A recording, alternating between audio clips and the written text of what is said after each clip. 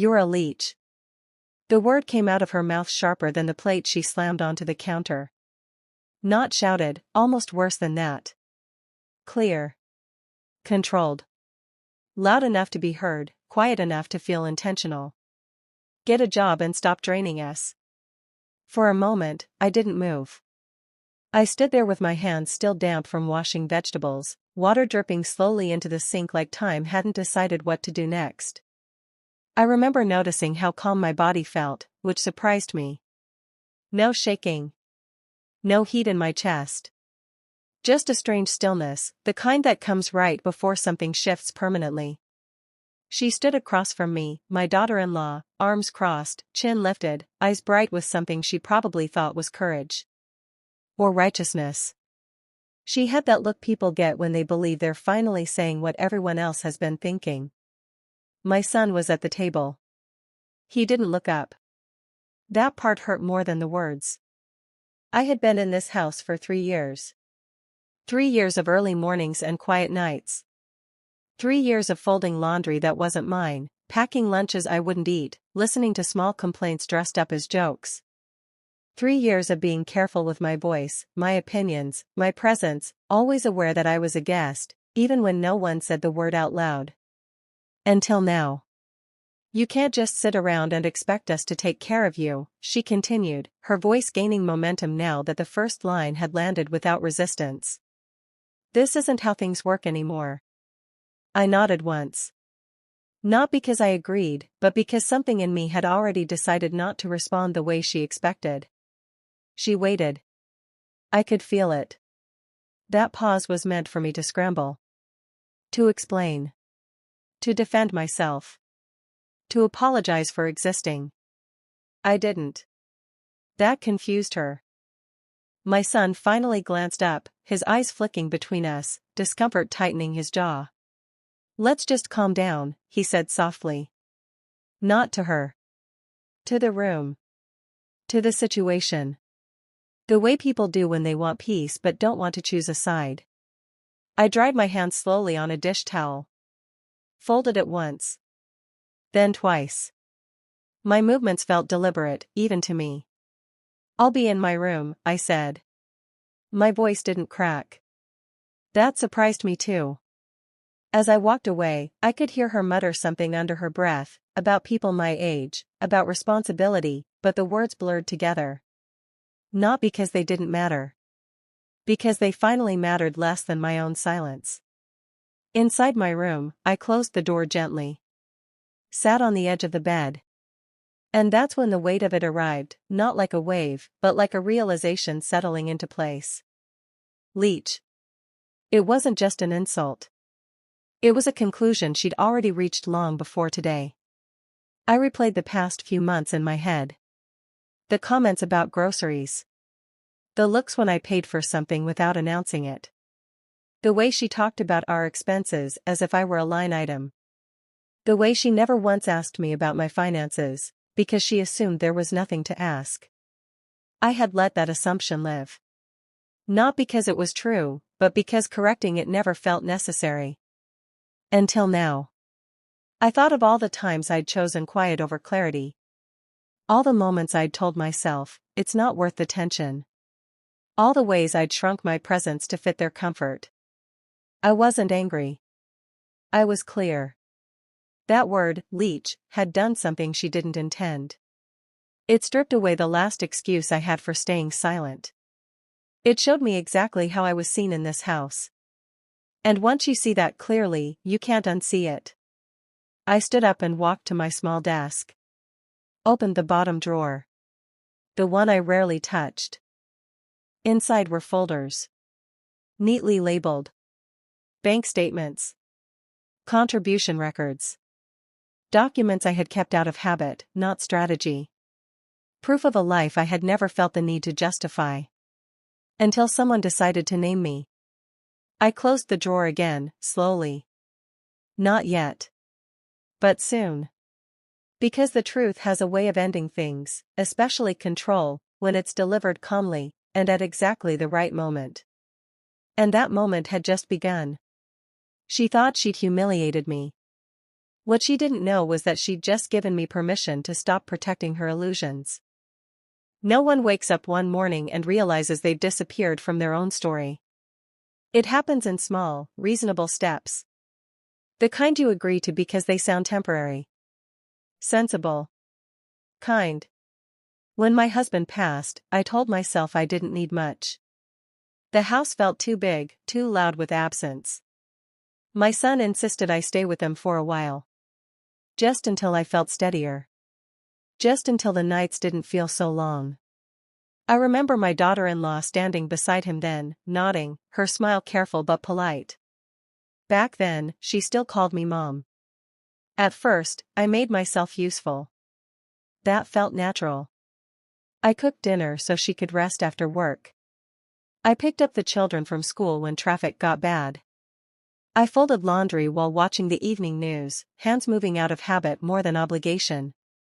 I told myself this was what family looked like, shared effort, shared space. Somewhere along the way, usefulness turned into expectation. No one said it outright. That's how it happens. A dish left on the counter because you'll probably wash it anyway. A grocery list written assuming I'd be home. A casual, "Can you just," that stopped being a question. I didn't mind at first. I had raised a family. I understood seasons. I knew how to step in without being asked. What I didn't notice, what I didn't want to notice, was how quickly gratitude faded once help became routine. When bills were discussed, I stayed quiet. Not because I didn't contribute, but because no one asked. When expenses came up, she spoke in totals, not details. Our money. Our house. Our future. I was never included in those sentences, only implied, as a cost, not a contributor. I paid for groceries when I went shopping alone. I covered school supplies if the list was reminding me of something my son forgot. I transferred money quietly when utilities ran higher than expected, careful not to announce it like a favor. I had learned long ago that generosity doesn't need an audience. But silence has consequences. Without explanations, people fill in blanks with assumptions. And her assumption was simple: I was dependent. Draining. Taking up space without earning it. The first time I sensed the shift was over dinner, months ago. She'd laughed, lightly, she probably thought, and said, "Must be nice not having to worry about bills anymore." I smiled then. Let it pass. That was my mistake. Each time I chose peace over clarity, the picture she built of me became more distorted. The quieter I was, the smaller I seemed. The smaller I seemed, the easier it became to speak to me without respect. My son didn't notice. Or maybe he did and told himself it wasn't intentional. He had always been good at believing the best version of things, even when the evidence suggested otherwise. Silence kept dinners calm. Silence kept arguments away.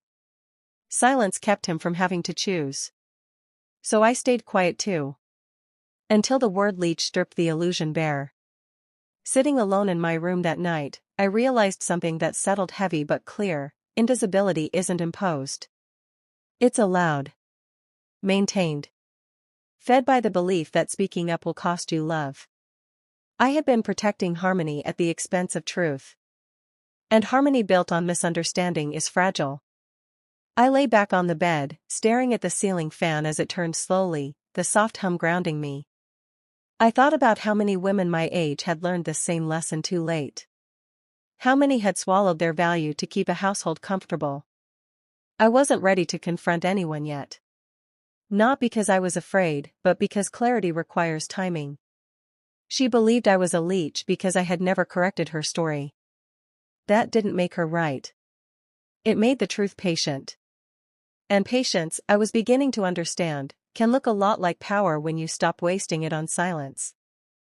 The morning after she called me a leech, the house moved like nothing had happened. That, more than anything, told me how normal the moment had been for her. The kettle whistled. The children argued over cereal. My daughter-in-law moved through the kitchen with the same brisk efficiency, her back straight, her steps confident. She didn't look at me when I entered. Not out of guilt, out of certainty. People avoid eye contact when they believe a matter is settled. I poured myself tea and sat at the corner of the table, the chair closest to the window. From there, I could see the street waking up, cars pulling out of driveways, neighbors walking dogs, ordinary life unfolding without knowing anything had shifted inside this house. She spoke to me once that morning. Not an apology. Not even discomfort. "Try to keep your things in your room today," she said, rinsing her mug. "I want the living room cleared. It feels cluttered." It wasn't a request. I nodded. That nod did something to her. I could see it in the way her shoulders loosened, in the slight lift of her chin. Silence, to someone like her, didn't read as dignity. It read as agreement. Weakness. My son kissed the kids goodbye and rushed out the door, late as usual. He didn't look at me either. I told myself not to assign meaning to it, but meaning has a way of assigning itself. After the house emptied, I began my day slowly. Not out of hesitation, but intention. I wiped the counter where she'd left water rings. I folded the blanket on the couch I was no longer welcome to use. I moved my shoes into my room, just as she'd asked. And while my hands stayed busy, my mind stayed alert. I listened. I noticed how she spoke on the phone that afternoon, laughing as she discussed budgets and plans. "We're going to redo the guest room," she said. "It'll be more functional." She didn't say when my mother-in-law leaves. She didn't need to. Later, she mentioned upcoming expenses, repairs, school fees, speaking as though she alone carried the weight. As though I were invisible to the equation. As though my presence was passive, not participating. She didn't know that every word she said confirmed something for me. She believed authority came from volume. From confidence. From speaking first and loudest. She had no idea how carefully I was listening. That evening, I went to the small desk in my room again. This time, I didn't open the drawer. I simply sat there, hands folded, and let myself think clearly for the first time in months. I asked myself a question I should have asked earlier: what does she actually know about my life?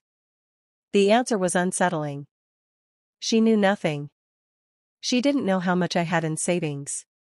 She didn't know where my income came from now, or how long it had been steady. She didn't know what agreements had been made quietly, years ago, before this house ever existed. She didn't know what was in my name, or why. And because she never asked, she built power on assumptions. Assumptions are dangerous things. They feel solid until they meet facts. The next few days passed in the same way. Her confidence grew. Her tone sharpened. Small comments slipped out, about space, about fairness, about contribution. Each one landed with less and less effect on me. I let her talk. I let her believe. My son remained neutral, which was its own kind of choice. I watched him flinch occasionally, caught between loyalty and comfort. He noticed the shift, I think. But noticing is not the same as acting. I didn't confront him yet. I wasn't ready to educate him either. Not until I had everything in order. Not until emotion was removed from the equation. Because I wasn't planning a confrontation. I was planning clarity. One evening, as she talked about future arrangements, how things would be once everything was streamlined, she smiled at me in a way that was almost kind. "You'll be more comfortable once things are settled," she said. "This arrangement isn't meant to be permanent." I met her eyes then. Really met them. Calm. Steady. "I understand," I said. And I did. She thought she was managing me out of the picture. What she didn't realize was that her certainty had finally given me something invaluable: permission to stop protecting her version of reality. Because when silence is mistaken for weakness, the truth doesn't need to rush. It only needs to arrive at the right moment. And I was getting closer to choosing it. Control doesn't announce itself. It settles in quietly, like furniture no one remembers moving in. One day you look around and realize the room no longer belongs to you. By the end of that week, my daughter-in-law was making plans out loud. Not suggestions. Plans. She talked about repainting the hallway, about shifting the children's schedules, about cutting back on unnecessary expenses. Each sentence placed her firmly at the center of decision-making, and each time she spoke, her eyes flicked briefly toward me, not to include me, but to confirm my absence from the discussion. I listened from the edges of rooms. From doorways. From the other end of the table. What struck me most wasn't her tone. It was her certainty. She was certain the house was hers to reorganize. Certain the finances were hers to allocate. Certain that I was a temporary inconvenience she was gracious enough to tolerate, until she wasn't.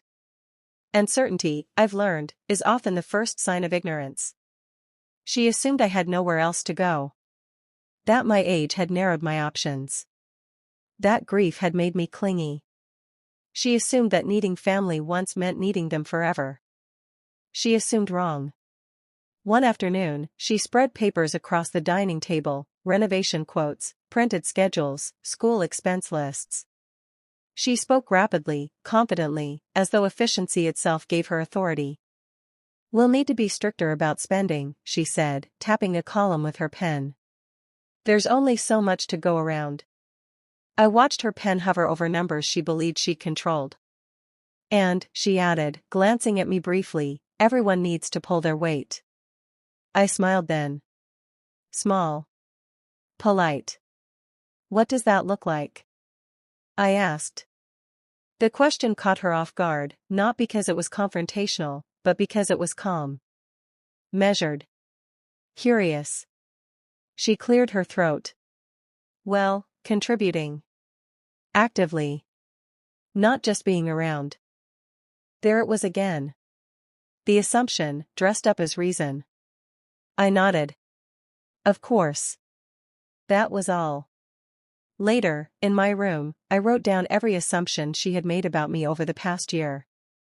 Not emotionally, factually. I listed them the way I once listed household needs when my children were young. She believes I don't earn. She believes I don't contribute. She believes I have no leverage. She believes I will endure anything to avoid conflict. Seeing it written that way was clarifying. Every form of control she exercised rested on those beliefs. Not on reality. Not on proof. On belief. That night, my son knocked on my door. He hovered there awkwardly, hands in his pockets, eyes apologetic but unsure. "She's just stressed," he said. "You know how she gets when money's tight." I studied his face. The boy I raised was still there, kind, conflicted, wanting things to be simple. "Do you think I don't know how stress works?" I asked gently. He frowned. "That's not what I meant." "I know," I said. And I did. He meant please don't make this harder for me. I didn't argue. I didn't defend myself. I simply asked, "Do you know what I contribute here?" He hesitated. That pause told me everything. He didn't know. And he'd never asked.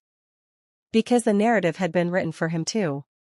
After he left, I opened the drawer at my desk again. This time I pulled out one folder. Just one. I ran my fingers along the edge, feeling the weight of it, not heavy in paper, but in truth.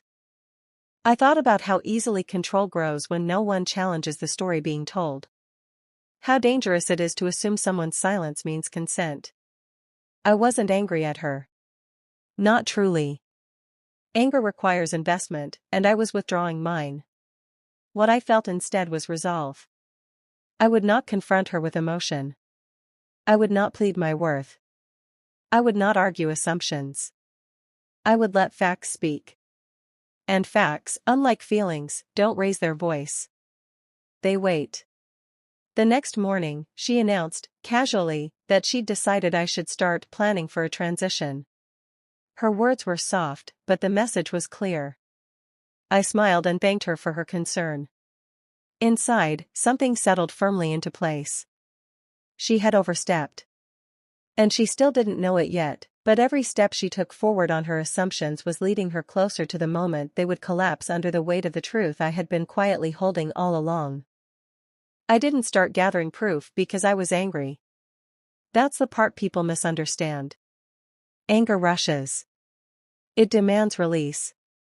What I felt was steadier than that, an awareness that clarity requires preparation. The morning after she spoke about my transition, I left the house early. I told no one where I was going. Old habits die hard, but that one, asking permission, was already loosening its grip. The bank was quiet when I arrived. Mid-morning calm. The kind that smells faintly of paper and polished floors. I sat across from the manager, a woman close to my age who spoke with professional warmth and didn't rush me. "I need updated copies," I said, sliding a list across the desk. "Account summaries. Contribution records. Long-term deposits." She nodded without surprise. "Of course. I'll print everything." As the papers stacked neatly between us, I felt something unexpected, not satisfaction, but relief. These documents weren't weapons. They were anchors. Proof that my life hadn't disappeared just because someone decided not to see it. On my way home, I stopped at the legal office I'd visited years ago. Back then, it was routine. A precaution. Something my husband insisted on before his health declined. We believed in planning. In writing things down while life was calm. I remembered him saying, "It's not about distrust. It's about clarity." He was right. The clerk recognized my name. She handed me copies of agreements I hadn't thought about in years. I thanked her and walked out with a folder that felt heavier than its contents. Back in my room, I spread everything out on the desk. I didn't skim. I read carefully. Line by line. Amounts. Dates. Names. Signatures. That's when I saw it, the detail that changed the shape of everything. Small. Almost forgettable. But legally unmistakable. I sat back in my chair and exhaled slowly. Not in triumph. In understanding. The story they had been telling themselves about me, about dependency, about control, had never been true. It had simply gone unchallenged. And because no one had challenged it, they assumed it was fact. I thought about how often women my age are reduced to narratives that suit other people's comfort. How quickly capability is mistaken for need. How silence is interpreted as surrender. That afternoon, my daughter-in-law knocked on my door without waiting for an answer. "We need to talk about expenses," she said, stepping inside. She glanced at the papers on my desk, curiosity flickering briefly across her face before confidence settled back in. I closed the folder calmly. "Another time," I said. "I'm busy today." She paused, surprised.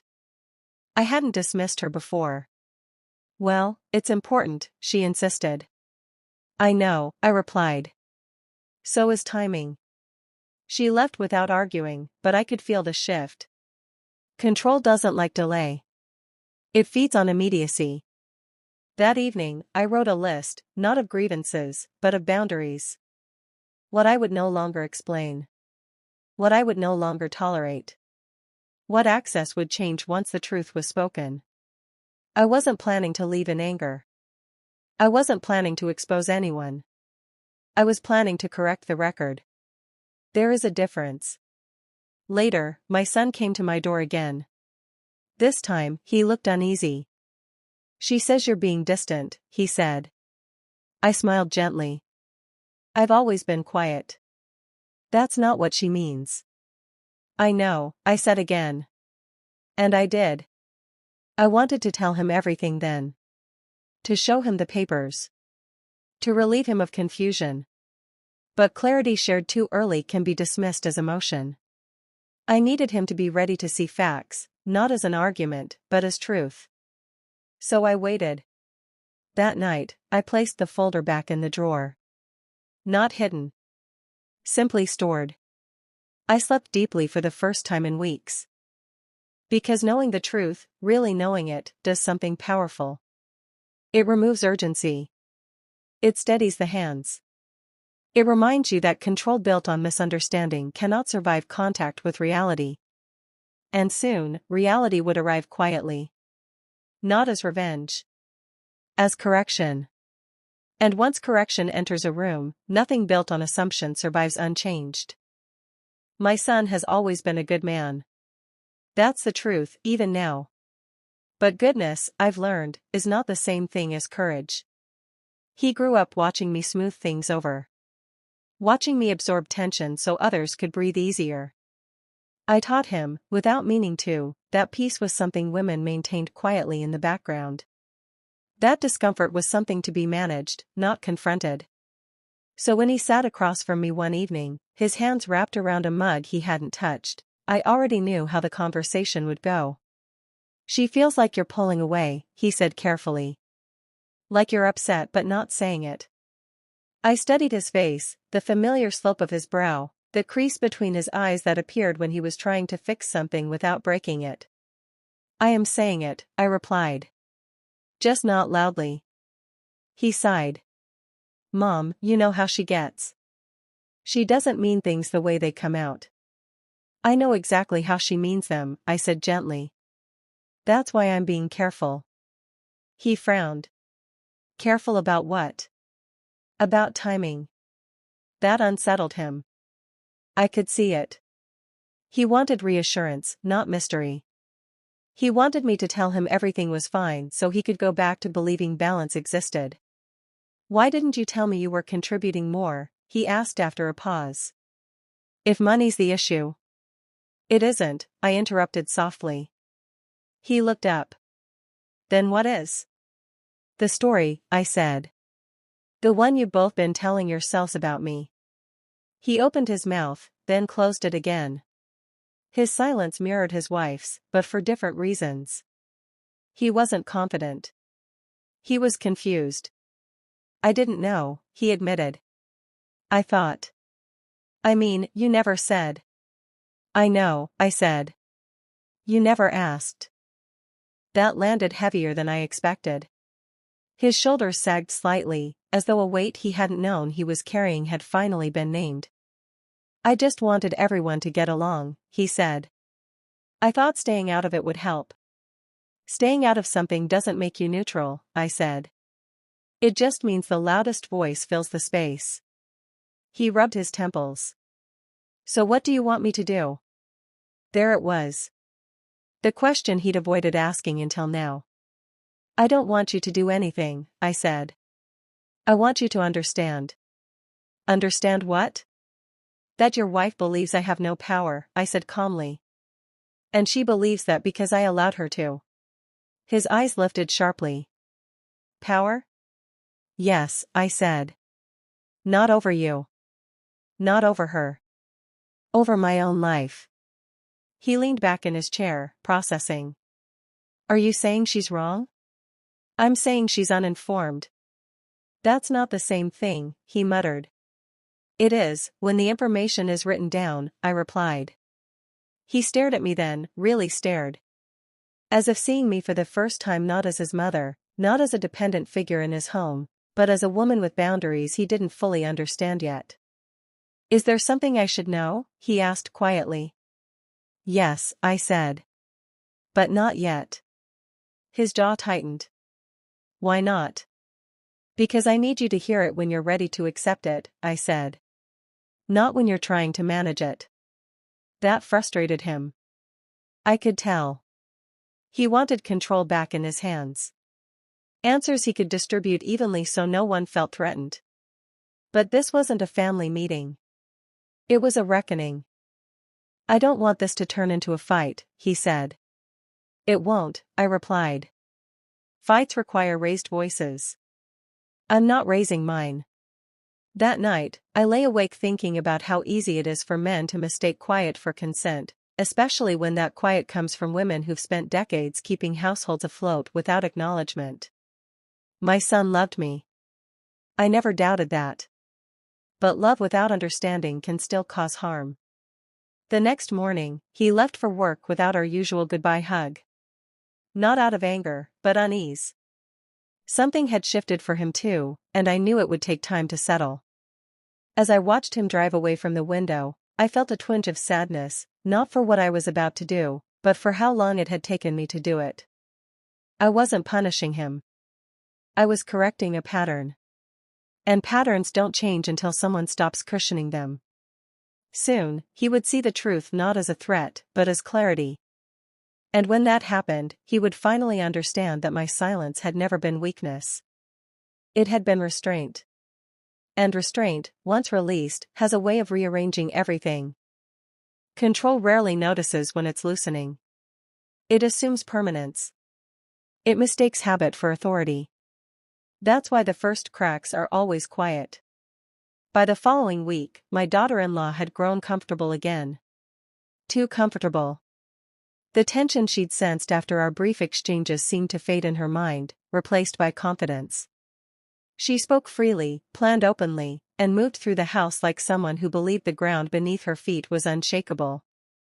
She started inviting people over without mentioning it to me. Rearranging shelves. Labeling storage bins. Small gestures, but deliberate ones. Each change carried the same message: this is mine to organize. I watched without reacting. There is a particular calm that comes when you stop defending yourself. When you no longer feel the need to correct misunderstandings immediately. That calm unsettles people who rely on reaction to confirm their power. One evening, she announced, casually, that she'd spoken to a realtor. Just to understand options, she said, waving it off as though it were nothing. We need to think long-term. My son looked up sharply. A realtor? It's just information, she said quickly. We have to be realistic. Her eyes flicked toward me. Measuring. Provoking. I set my fork down slowly. Information is useful, I said. Especially when it's accurate. She smiled, tight and polite. Exactly. That night, I sat alone in my room and reviewed the folder again.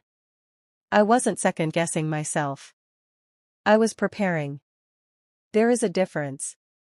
She had crossed into territory she believed she owned. She was making decisions that required authority she did not have. And she felt safe doing it because she believed I had none. I realized then that the moment was approaching, not because I wanted it to, but because she was accelerating toward it. Control always does that. It overreaches. The next morning, she cornered me in the kitchen while my son was out. We need to talk about timelines, she said, arms folded, tone businesslike. This arrangement can't go on indefinitely. I met her gaze. Calm. Unflinching. You're right, I said. She blinked. I am? Yes, I said. It can't. The silence that followed was thick. She wasn't expecting agreement. She was expecting resistance. Well, good, she said finally. Then we're on the same page.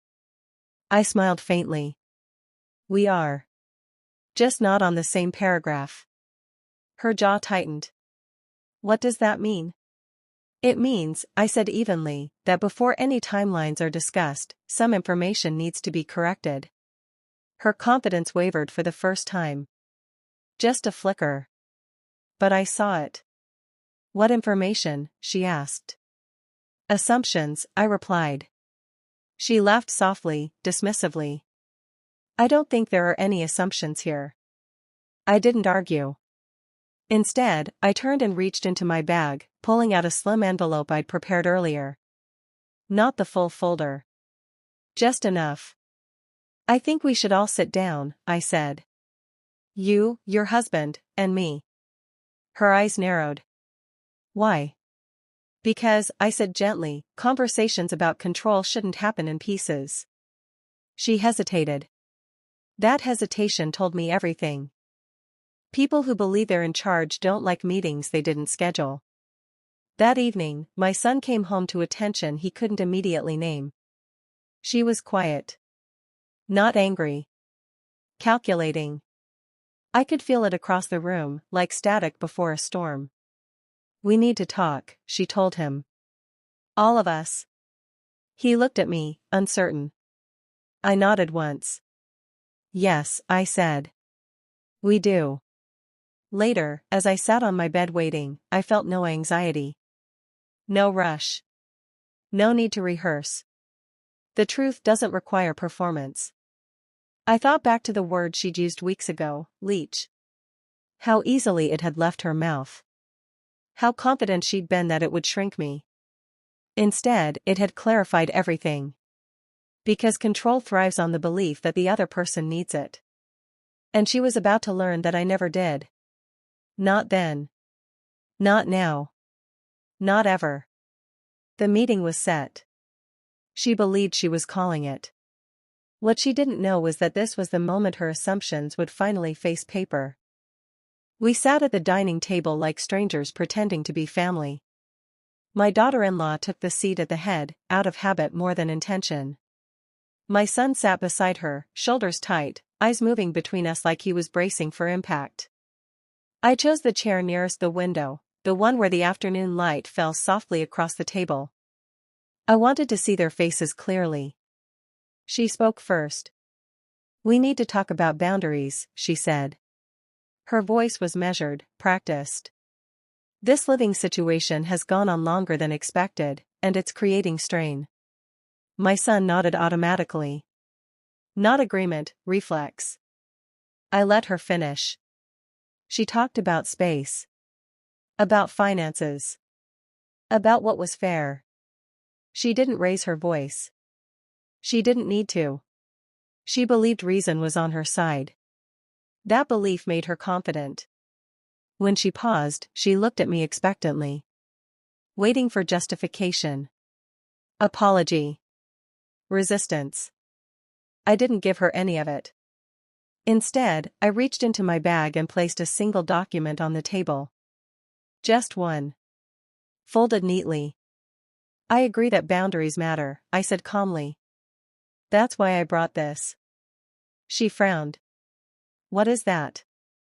Information, I replied. The accurate kind. My son leaned forward. Mom? I unfolded the paper slowly. Not for effect, for clarity. I turned it so they could both see. This outlines my financial contributions to this household over the last 3 years, I said. Utilities. Groceries. School expenses. Maintenance. She waved a hand dismissively. That's not. I'm not finished, I said gently. That stopped her. There's more, I continued. This document also clarifies ownership arrangements that were established before this house was purchased. Her hand froze midair. What arrangements? She asked, her voice sharper now. The ones you never asked about, I replied. My son scanned the page, his brow furrowing. Why didn't I know about this? Because you never needed to, I said. And because no one ever questioned my place until recently. Silence fell. She leaned closer, reading faster now. The confidence she'd worn so comfortably began to slip, replaced by something else, confusion, then disbelief. That can't be right, she said. This house is not entirely what you think, I said. My son looked up, eyes wide. Mom, is this real? Yes, I said simply. I didn't smile. I didn't gloat. I didn't explain beyond what the paper already said. Facts don't need defending. Her voice rose. Why would you hide this? I didn't hide anything, I replied. I just didn't advertise it. That's the same thing. No, I said calmly. One is deception. The other is privacy. She pushed her chair back slightly, anger flaring now that certainty was gone. So what, you're saying you're not dependent on us? I met her eyes steadily. I never was. The room felt smaller suddenly. Heavier. My son rubbed his face, overwhelmed. All this time, you let us think. I let you assume, I corrected. Because it was easier for everyone. Her laugh was sharp. Defensive. This is manipulative. No, I said. This is corrective. The word hung between us. She opened her mouth, then closed it again. She was running out of arguments because arguments require leverage. And hers had just evaporated. I slid the paper back toward myself. I won't be called a leech again, I said evenly. And I won't stay in a place where respect is conditional. My son looked at me, eyes glossy. What are you saying? I'm saying, I replied, that from this moment on, the narrative changes. She stood abruptly. So what, you're threatening us? I shook my head. I'm informing you. There was a difference. The truth had finally entered the room. Not loudly. Not dramatically. Just, undeniably. And as I watched her realize that the power she thought she held had never been hers, I felt something unexpected settle in my chest. Peace. Because control doesn't end with confrontation. It ends when illusion meets paper, and loses. The room didn't explode the way she'd probably expected it to. There was no shouting. No dramatic exit. Just a thick, uncomfortable quiet that settled over the table like dust after something breaks. My daughter-in-law stood there, arms crossed now not in confidence, but defense. She had lost the upper hand, and she knew it. Power, when exposed, doesn't rage. It recalculates. You should have told us, she said finally, her tone shifting, less sharp, more controlled. Strategic. This changes things. Yes, I said. It does. My son remained seated, staring at the table as though it might rearrange itself into something easier to understand. I could see the weight pressing down on him, the realization that he'd stood in the middle of something without seeing either side clearly. We were under a lot of pressure, she continued. Money, work, the kids. I didn't mean it the way it came out. I watched her carefully. This wasn't remorse. It was adaptation. Apologies that arrive after consequences are not apologies. They're negotiations. I accept that stress exists, I said calmly. I don't accept disrespect. She scoffed lightly. So now you're punishing us? No, I replied. I'm adjusting access. That phrase unsettled her. I could tell by the way her jaw tightened. What does that mean? She asked. It means, I said evenly, that the dynamic we've been operating under is no longer accurate. She laughed, brittle. You can't just change how a family works. Families change all the time, I said. Usually when someone stops being taken for granted. My son finally looked up. Mom, what are you planning? I met his gaze, softening my tone. I'm planning to live honestly. Without shrinking. He swallowed hard. The daughter-in-law stepped closer to the table, palms flat against the wood. So what, you're suddenly independent? You think that gives you leverage? I paused before answering, not for effect, but because the truth deserved precision. Independence isn't leverage, I said. It's freedom. That silenced her. She tried again, softer now. We're family. We shouldn't be doing this to each other. I nodded. Exactly. Which is why it should never have been done to me. She opened her mouth, then closed it. Words had failed her. The ones that once cut no longer landed because they no longer mattered. I gathered my papers calmly. Not in retreat, in closure. I'll be making changes, I said. They'll be respectful. Legal. Clear. Changes like what? My son asked, anxiety creeping into his voice. I'll share details when they're finalized, I replied. This isn't a discussion. It's information. She shook her head slowly. You're overreacting. No, I said gently. I'm responding appropriately. There was nothing left to say. Arguments require imbalance. She had none. I stood, smoothing my sweater, feeling lighter than I had in years. I'm going to take some space, I added. That will be healthy for all of us. She looked stunned. You're leaving? I'm choosing, I corrected. As I walked away from the table, I felt something release inside me. Not anger. Not vindication. Relief. Later that night, alone in my room, I sat on the bed and listened to the house settle. Doors closing softly. Footsteps careful now. The air had changed. Respect, even when unspoken, has weight. I thought about how quickly words lose power once they're stripped of assumption. Once the story they rely on collapses. Leech. The word felt small now. Harmless. Because it had never described me. It had described her belief. And beliefs don't survive contact with truth.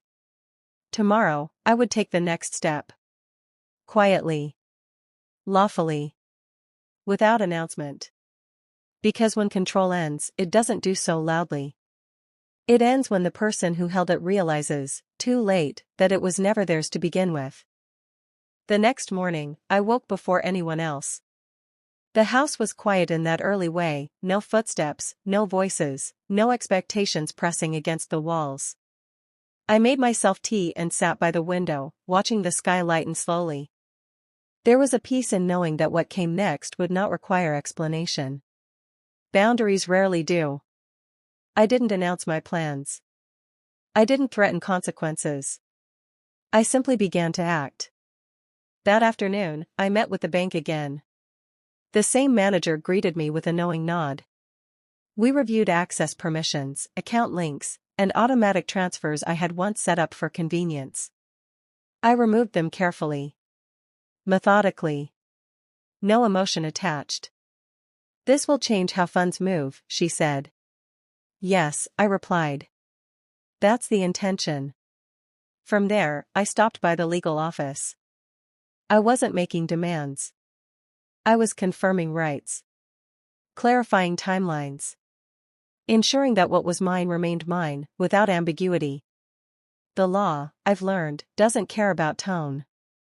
It cares about documentation. When I returned home, my daughter-in-law noticed immediately.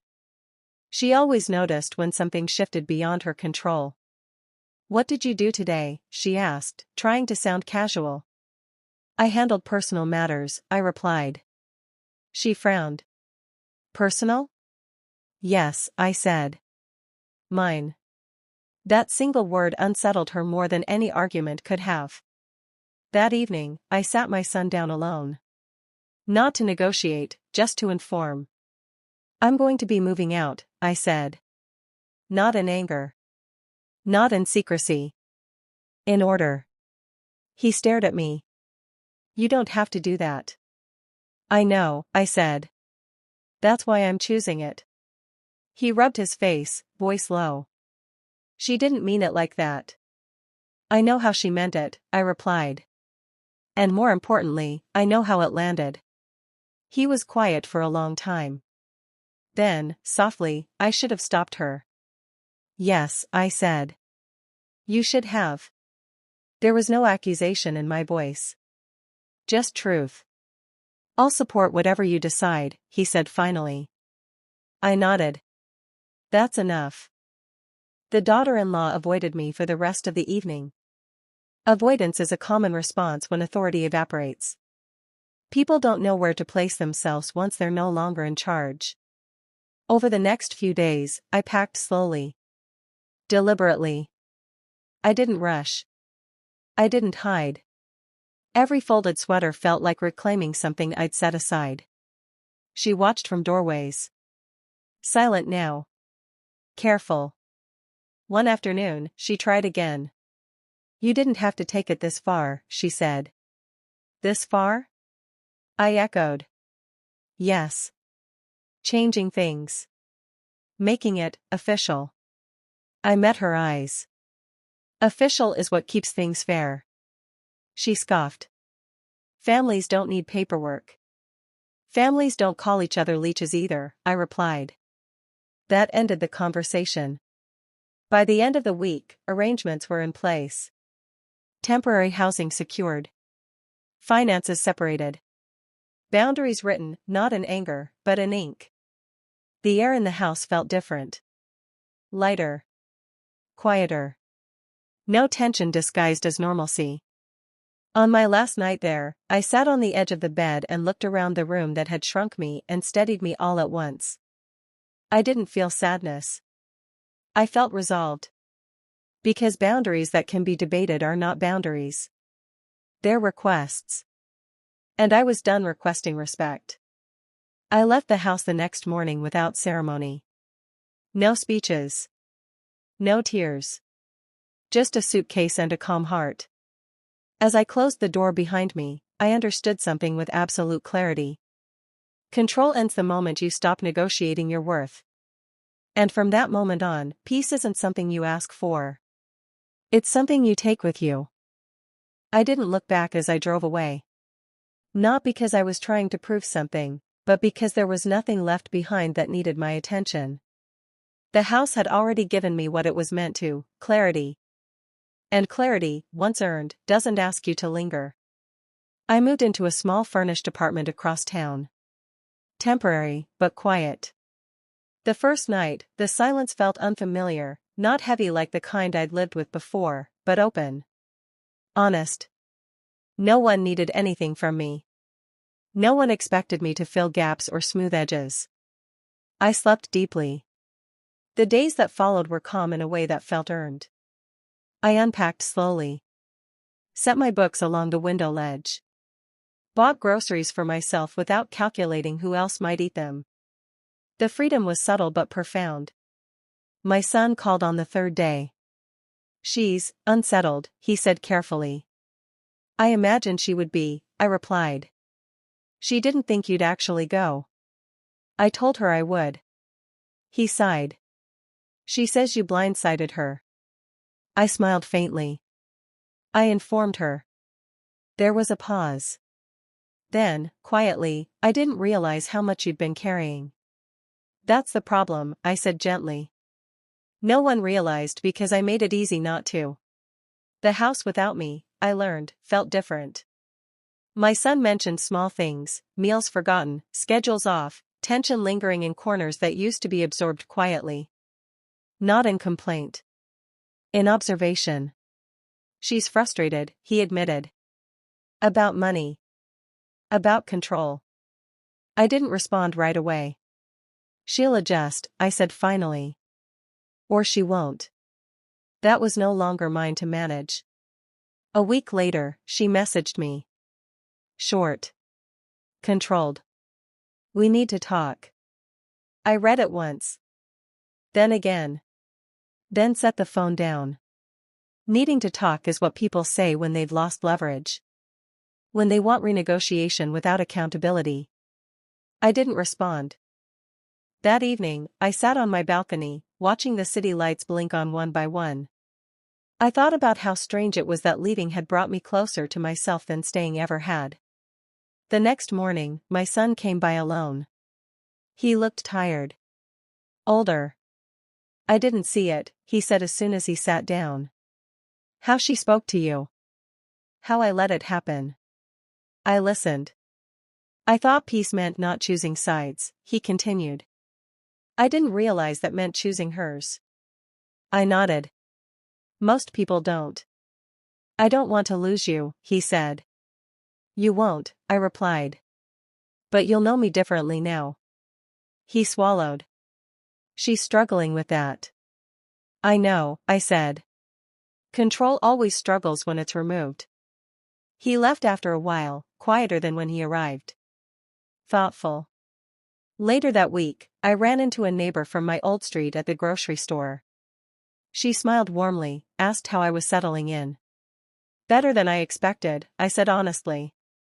That surprised me. It was the truth. Back at my apartment, I received another message. This time longer. Softer. Apologetic in tone, if not in substance. I didn't realize how things came across. "I hope we can move forward." I read it carefully. Then I archived it. Moving forward doesn't always mean moving together. The house I left behind had lost something it didn't realize it depended on. Not money. Not labor. balance. And without it, everything felt heavier. But for the first time in years, that heaviness wasn't mine to carry. I went to bed that night with the windows open, cool air drifting in, and understood something deeply. When control leaves a room, silence changes. It stops being oppressive.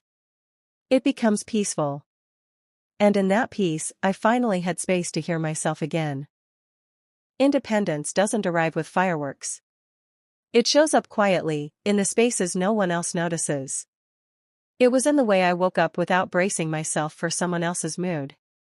In how I made breakfast only for me, 2 eggs, lightly salted, eaten slowly by the window. In the fact that no one commented on how much I spent at the grocery store or whether I'd pulled my weight that day. At 55, independence didn't look like reinvention. It looked like permission. I set up routines that belonged to me. Morning walks around the block, the same path every day at first, then slowly expanding as my confidence did. I rejoined the community library I'd stopped visiting because afternoons were always filled with errands that weren't mine. I took a part-time consulting role I'd quietly maintained over the years and allowed myself to take pride in it again, without shrinking its importance. No one dismissed it as just something to do. It was my work. The first time my daughter-in-law called after I moved out, I didn't answer. I wasn't punishing her. I was teaching my nervous system something new, that urgency wasn't mine to manage anymore. She left a voicemail. Her voice was different. Careful. Measured. "I think we got off on the wrong foot," she said. "I didn't realize how things came across. I hope we can reset." Reset. The word sat heavy in my chest. Reset implies erasing what came before without fully acknowledging it. It's a shortcut people ask for when consequences feel inconvenient. I didn't call her back. Instead, I called a friend I'd lost touch with over the years. We met for coffee and talked about ordinary things, weather, books, aches that come with age. She asked me how I was, really. "Lighter," I said. And I meant it. My son visited more regularly after that. Alone at first. Then occasionally with the children. Our relationship shifted, not colder, but clearer. He spoke to me with a respect I hadn't realized was missing until it returned. "I didn't know how strong you were," he said once. I smiled. I didn't advertise it. The house he lived in felt different now, he told me. Quieter, but not peaceful. Tense in ways that couldn't be blamed on money or schedules. "She's angry," he admitted. "Not at you. At losing control." "That's something she'll have to sit with," I said gently. One afternoon, as I was organizing paperwork at my desk, I realized how instinctively I'd minimized myself for years. How often I'd mistaken humility for invisibility. How aging had been framed around loss, when in truth, it had given me something precious, clarity. At 25, I would have argued. At 35, I would have explained. At 45, I would have compromised. At 55, I simply stepped away. That isn't weakness. It's discernment. I began to understand how many women are taught that their worth is tied to usefulness. That staying is proof of love. That leaving is selfish. None of that is true. Leaving, sometimes, is an act of self-respect. One evening, I sat on my balcony watching the sunset paint the sky in muted colors. Not dramatic. Just steady. Reliable. I thought about the word she'd used, leech, and felt no sting anymore. Because independence doesn't need to correct insults. It outlives them. I didn't need her apology. I didn't need acknowledgement. I needed space. And in that space, I found something I hadn't realized I'd been missing for a long time. Myself. And for the first time since I'd moved into that house, I wasn't surviving inside someone else's rules. I was living inside my own. That, I understood now, was the real victory beginning. There are lessons that arrive gently, and then there are the ones that wait until you're ready to hear them. Mine came late, later than I would have liked, but not too late to matter. I used to believe dignity was something you carried quietly. That if you didn't demand it, it would eventually be noticed. I believed patience was proof of strength, and that endurance meant love. Those beliefs kept me still for a long time. Living alone again gave me distance. And distance gave me perspective. I began to see how often I'd mistaken being agreeable for being valued. How often I'd swallowed discomfort because I didn't want to be difficult. How easily that had turned into permission for others to decide my place for me. The hardest part wasn't accepting what my daughter-in-law had said. It was accepting how long I'd allowed a version of myself, smaller, quieter, easier, to be the one people interacted with. One afternoon, while organizing old photos, I came across a picture of myself in my early 40s. Standing confidently beside my husband, smiling without apology. I barely recognized the woman staring back at me, not because she was different, but because I'd forgotten her. I sat there for a long time, holding that photo, realizing something that made my chest tighten and then loosen all at once. I hadn't lost myself. I'd just misplaced her. That night, my son called again. His voice was tentative. "She's been asking about you," he said. "Not to fight. Just asking." "I know," I replied. "She says she feels embarrassed." "That's not the same as accountability," I said gently. He sighed. "I don't know how to fix this." "You don't have to fix it," I told him. "You just have to stop pretending it didn't happen." There was a long pause. "I'm sorry," he said finally. "For not seeing it sooner." I closed my eyes. That mattered more than any apology she could offer. "Thank you," I said. And I meant it. After that call, I wrote something down in a small notebook I'd started keeping, a habit I'd picked up since moving out. Respect that has to be begged for isn't respect. It was simple. True. Long overdue. I thought about all the women I knew, friends, neighbors, relatives, who had similar stories they told quietly over coffee. Stories of being tolerated instead of honored.